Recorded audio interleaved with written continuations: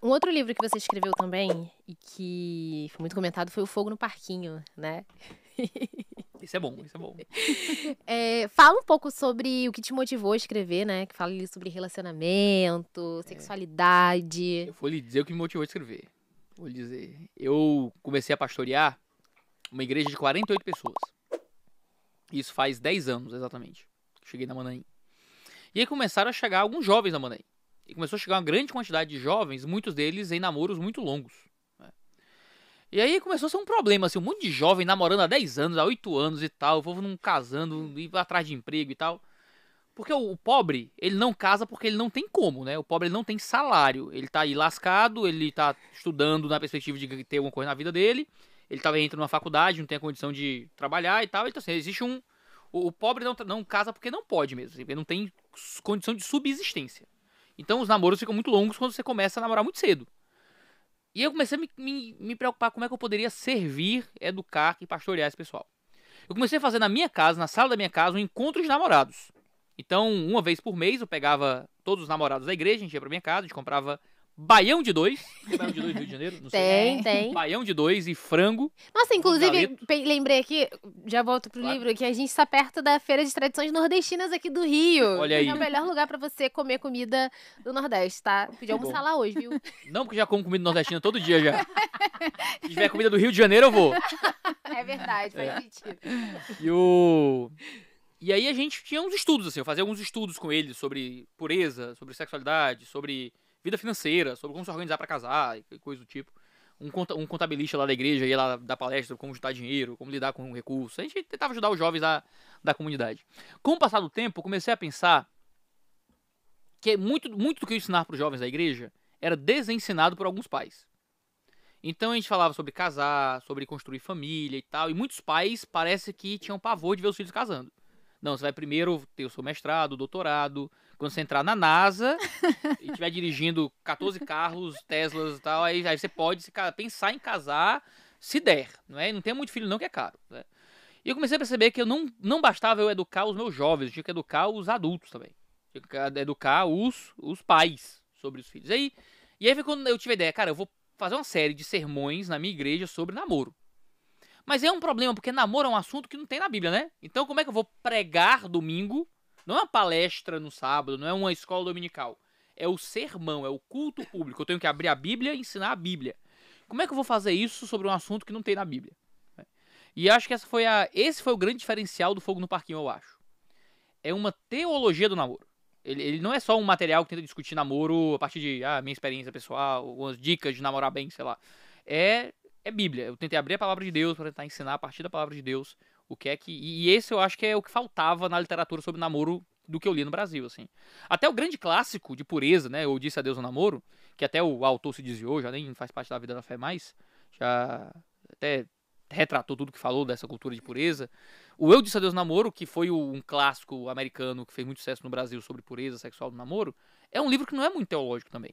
Né? Falta um tanto de conteúdo bíblico. É mais opinião.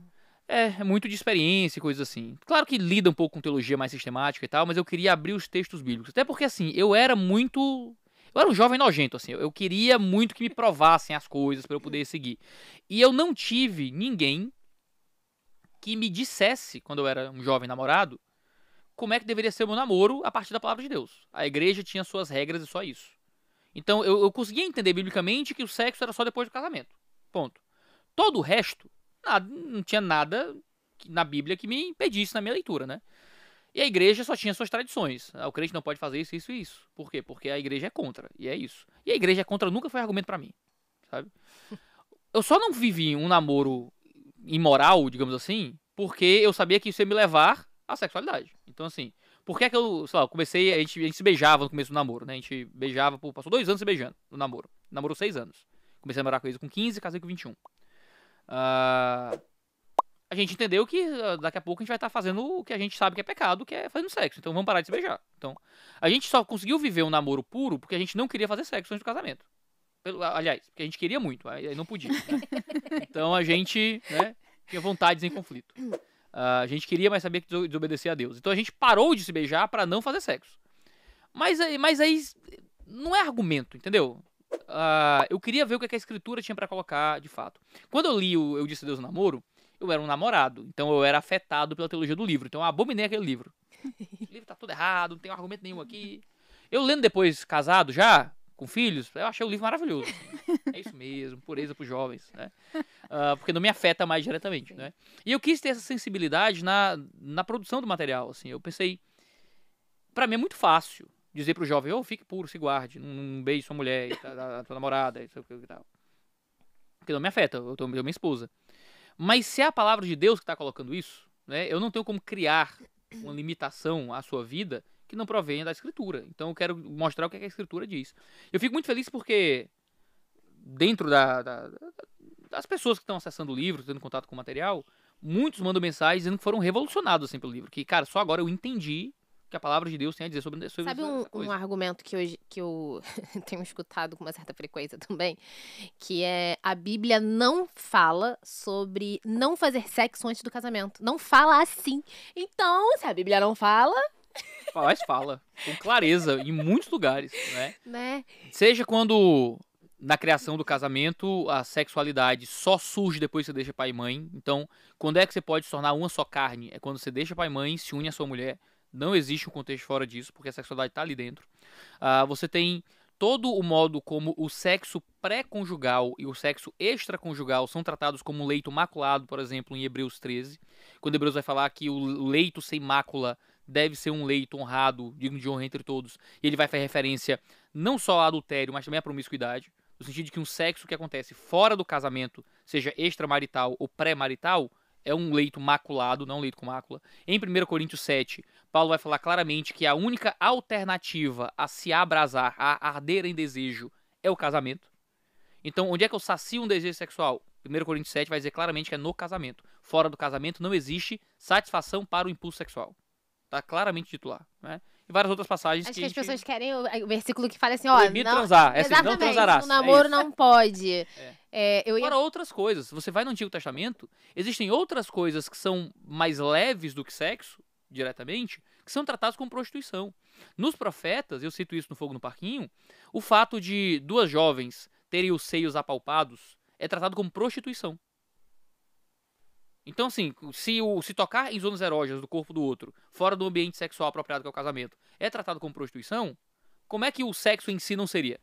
É absurdo. Você aborda também masturbação e pornografia. E aí, eu acho que é um pecado muito encoberto, porque as pessoas não ficam sabendo.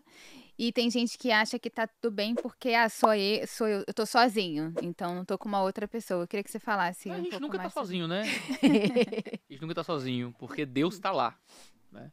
Eu cito no Arruinados pelo Amor de Deus, um trecho de uma música do Léo NB, que é um rapper brasileiro, em que lá pelas tantas da música ele faz uma oração e diz: Deus, me desculpa por te fazer ver enquanto peco, né? Não tem como estar escondido de Deus, no fim das contas, né? Porque fugir de Deus é como tentar fugir da realidade, é fugir da própria pele, é fugir das suas células. Como é que eu fujo de mim mesmo? Não tem como, né?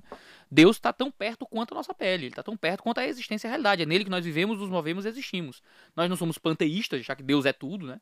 Mas Deus, ele se faz presente e vê todas as coisas, né? Então, pecados que às vezes a gente interpreta que são escondidos, não é? Eu não estou fazendo mal a ninguém porque eu estou sozinho ou o que seja. São pecados que são vividos debaixo do olhar de Deus. Nós obrigamos Deus a ver enquanto pecamos, digamos assim, né? Então, a gente tratar a masturbação, a pornografia, às vezes um caso que você tem, mas ninguém sabe. Então, se ninguém sabe, não machuca ninguém, né? Porque os olhos não veem e o coração não sente. Deus vê. E Deus sabe o modo como nós temos traído as pessoas à nossa volta quando nós não temos uma postura que seja realmente íntegra, né? E mais do que isso, tudo que a Escritura fala sobre idolatria, sobre o pecado, fala de um contexto em que o pecado que não é confessado não é sarado, não é curado, não é perdoado. Então, não só confessado a Deus, existe um ambiente de confissão mútua do bem de igreja, onde há encorajamento, a ajuda mútua, a correção mútua. Como é que eu vou vencer meus pecados secretos se eu não torná-los públicos? A Escritura vai dizer que você não vence. Você não vence. Você falando disso, eu lembrei que a Lívia Bember, conhece? Uhum. Eu acho que antes dela casar, ela fez um post falando sobre masturbação, né? E a gente vê muito mais desse assunto sendo falado em relação aos homens.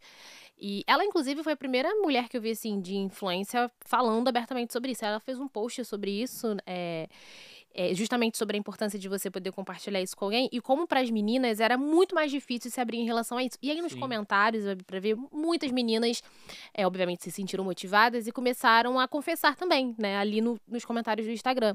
E ela até falou um pouco sobre Não isso. recomendaria, não recomendaria o Instagram pra Exatamente, isso. mas né? eu acho que foi porque Mas sim, eu entendo, foi eu entendo. vendo todo mundo comentando, Claro. né? E só que eu também acredito que tanto pra menina quanto pro menino tem esse medo, né, de contar, porque Claro. tem essa coisa da vergonha, Sim. né? É um tabu muito maior, né, dentro do mundo feminino, mas ainda é uma coisa que existe, que deve existir dentro do ambiente de igreja, um local para que essas coisas sejam confessadas e tratadas e cuidadas, né? E é isso, eu acho que é fundamental que as comunidades sejam abertas a pecadores, né?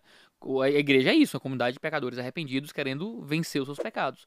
Então sempre deve existir um lugar em que meninas possam procurar outras mulheres, preferencialmente mulheres mais velhas, mais maduras, para que possam abrir essas dificuldades e também serem pastoreadas e ajudadas, sem julgamento, sem estar sendo trucidadas por causa do seu pecado, ou o que seja.